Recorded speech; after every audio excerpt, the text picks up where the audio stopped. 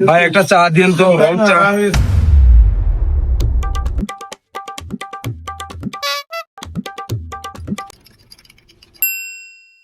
Loan ভাই চালন।